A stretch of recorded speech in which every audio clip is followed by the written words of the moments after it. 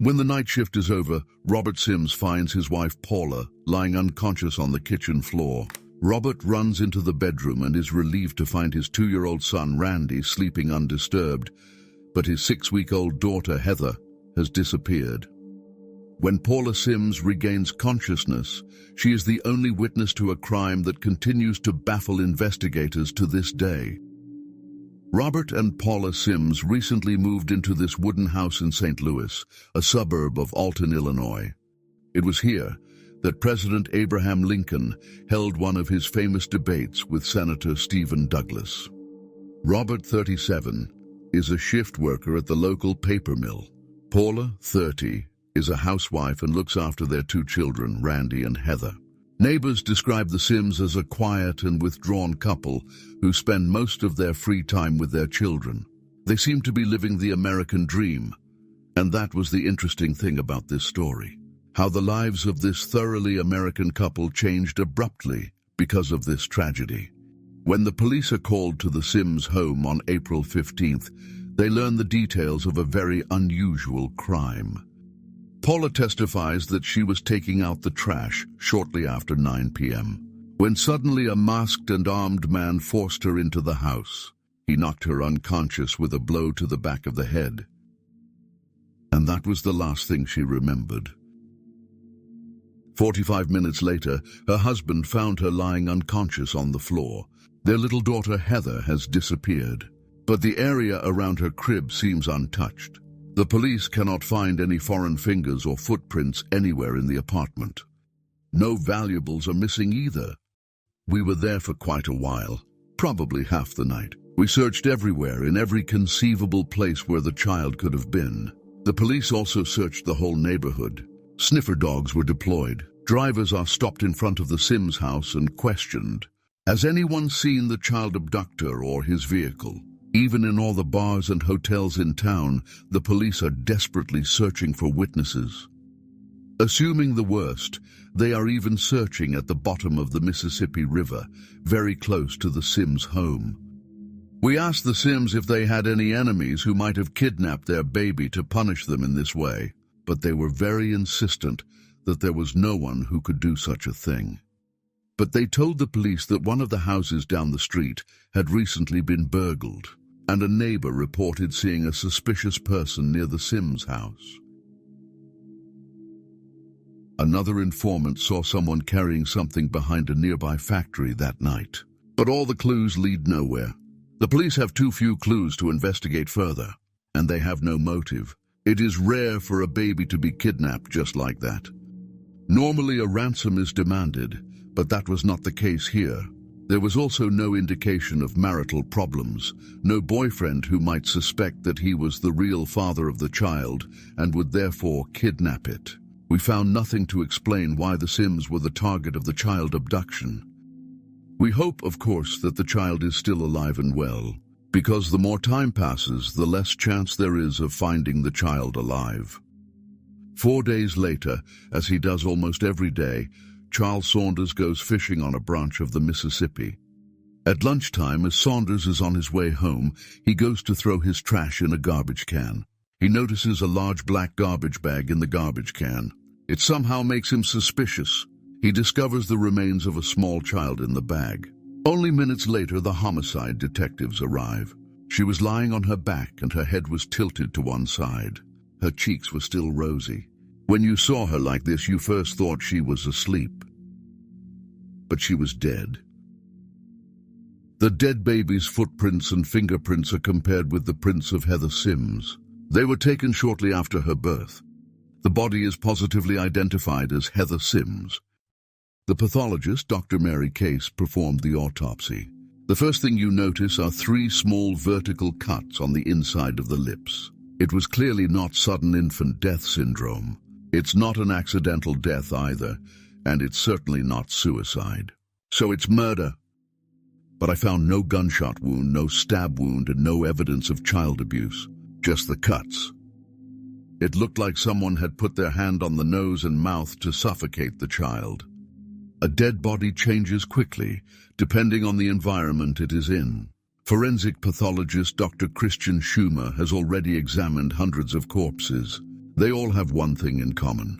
One of the sure signs of death are the so-called dead spots. The dead spots form when, after the final cardiovascular arrest, the blood in the blood vessels, which are initially still intact, practically sinks to the deepest parts of the body and spreads there. The usual color of the dead spots is liquid, as we say, blue-reddish in color, often with a certain zoning. The dead spot color is mainly influenced by the temperature. The colder the temperature, the redder they become. The toddler's red face leads the pathologists to a strange assumption. The body must have been in a freezer for around 8 to 10 hours after death, and there was another indication that the body had been frozen. There was no external evidence of decomposition, but under the microscope I noticed the first signs of internal decomposition. So it was a little more advanced internally than externally. We came to the conclusion that Heather Sims was first suffocated and then placed face down in a freezer. Just before she was found, she was thrown into the garbage can. The face was facing upwards. Don Weber, one of the investigating prosecutors, is following this case particularly closely. Although there is no evidence to link Paula or Robert to the crime, Weber decides to take a closer look at her story. One remark by Robert Sims in particular sticks with him. He told the FBI that he and his wife had the longest and best sex they had ever had in the time between the missing persons report and the discovery of the body. That was an outrageously upsetting statement to me. No one involved in the case could accept that this was a normal reaction when your baby is abducted. At the funeral, Robert and Paula Sims appear as the utterly grieving parents. But as the investigators delve into the couple's past, they discover a more than disturbing coincidence. Exactly 3 years ago, when the Sims were still living in another town, their first daughter, named Lorelei, was also abducted. It was the same scenario. Robert was at work, and Paula testified that a masked man entered their home and abducted the baby. A few weeks later, the skeletal remains were found scattered in a field behind the Sims' home. Investigators were suspicious at the time, but they could find no evidence linking Robert or Paula Sims to Lorelei's death. The remains appeared to have been scattered by an animal. However, the results of the investigation were not sufficient to conclude that it was a murder. The Sims were nevertheless strongly suspected of the crime. But nothing could be proven. In my opinion, you got away with the murder. According to her own statements, Paula had been beaten up by the second kidnapper. But prosecutor John Weber discovers a discrepancy in Paula's head injury. He consults the pathologist Dr. Mary Case. Dr. Mary Case is not only the forensic pathologist who performed Heather Sims' autopsy. She is also a neuropathologist, an expert in the study of the brain and nervous system. Paula said the man surprised her outside. He forced her to go inside, and there he beat her to the ground. Paula showed us how he knocked her down with a karate chop to the neck. Then she was unconscious for 45 minutes. So she remembered being hit, and I asked if that was possible. Mary Case sat back and thought for a while. Finally she replied, "No, it's impossible. If Paula had been unconscious for almost an hour, she would have suffered total memory loss. It would even have had a retroactive effect on the time immediately before the blow. So she couldn't have remembered the masked robber at all, and certainly couldn't have described him in such detail." The brain is also examined during every autopsy. The forensic pathologist, Dr. Christian Schumer, knows exactly what happens in the event of such a blow to the head in the case of craniocerebral trauma. The brain has a certain direction of movement, especially in the event of a fall, and when the head hits an obstacle, the brain is moved even further in the original direction, and so-called contract occurs on the other side due to negative pressure. Such a blow to the neck interrupts the brain's electrical activity. This not only prevents the memory of the traumatic event itself, but also of events that took place several minutes beforehand. Paula Sims can therefore not have remembered the attack at all. The same applies to people who have lost consciousness in a car accident, for example. They can only vaguely remember the accident or the events that led up to it. This videotape was taken by the police at the Sims home the night Heather Sims disappeared. On the tape, you can see an opened package of the same garbage bags. They are the same shape, size, and color as the bag in which Heather's body was found. However, millions of these garbage bags are produced for the homeland every day. David Berger compares the edges of the bag in which Heather's body was found with the first unused garbage bag from the Sims kitchen. But because of the stretching that occurs when you pull a bag out of the roll, the ends couldn't fit together. But Berger found a special feature on the bag Heather Sims was lying in. Garbage bags are made from long plastic strips. A cutting edge perforates them so that the bags can be easily torn off. At the same time, a hot seal seals the bottom of the bag. We found out from the manufacturer that small residues always form on this hot seal, so we were able to identify characteristic features depending on the amount of residue. We found that the bags had not been sealed evenly, and Berger actually found a tiny little opening at the bottom of the bag in which Heather Sims was found. The bag had not been sealed evenly. The residue on the seal also caused small holes in the bag. When David Berger analyzes the bags from the Sims kitchen, he finds the same small holes in exactly the same place. He also finds the same small hole at the bottom of the bag caused by the residue on the hot seal. Finally, he examines the last possible feature, the color. During the manufacturing process, the plastic stretches when it is pulled over the rollers. This stretching leaves behind very different but characteristic features, so-called color lines. When Berger compares the color lines of the Heather Sims bag with those of the first unused bag from the Sims kitchen, he finds a clear match. From the tiny little holes, the flaw on the weld, and the matching color lines, the FBI concludes that the first unused trash bag in the Sims kitchen and the bag in which Heather Sims' body was found were made from the same plastic sheeting within just 10 seconds of each other. The only other possibility would have been that the perpetrator went to the same store where Paula bought her bags. He bought the exact roll that was produced in the manufacturing process directly before or after the roll that Paula bought.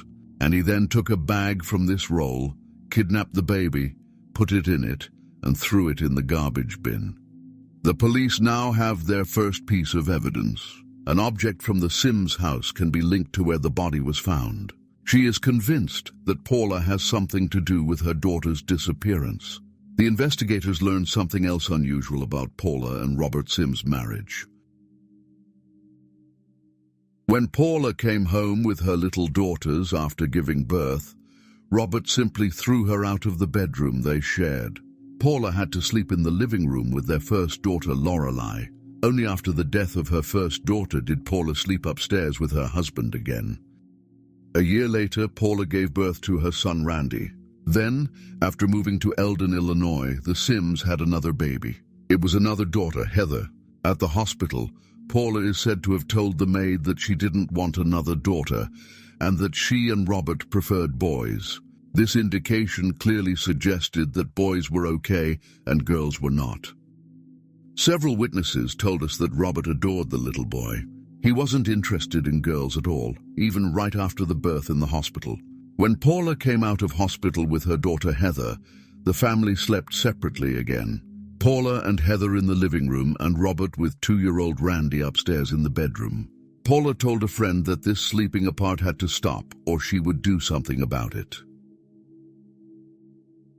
The analysis of the bin bag and the inconsistencies about her head injury become Paula Sims's undoing. She is arrested and charged with murder.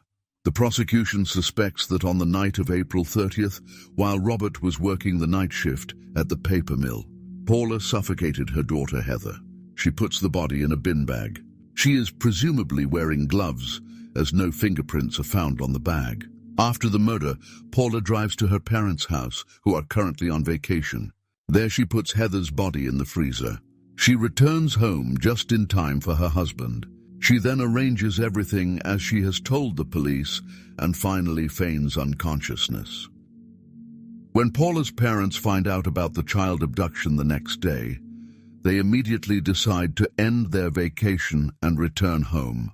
This means a change in their plans, because now Paula has to go back to her parents' house and get Heather's body out of the freezer before they get back.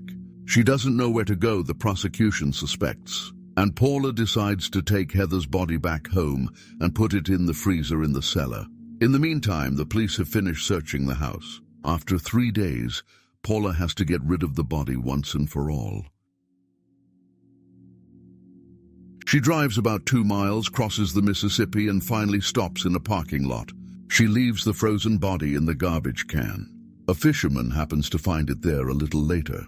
She has planned everything well and carried it out systematically and in cold blood. But Paula Sims would never have thought that the garbage bag in which she hid her daughter would be investigated, and she would never have suspected that her story of being punched in the neck would be scientifically debunked. When you were in the Sims house, you quickly realized that they had a son of whom they were very proud. Quite normal for a married couple. But if you took a closer look at the house, there was no indication that they also had 2 daughters. There were no baby pictures of them. There were no pictures of the girls at all, nothing to indicate that they had had these babies.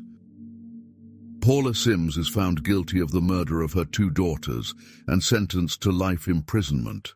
No charges are brought against Robert Sims. He denies having anything to do with these 2 crimes.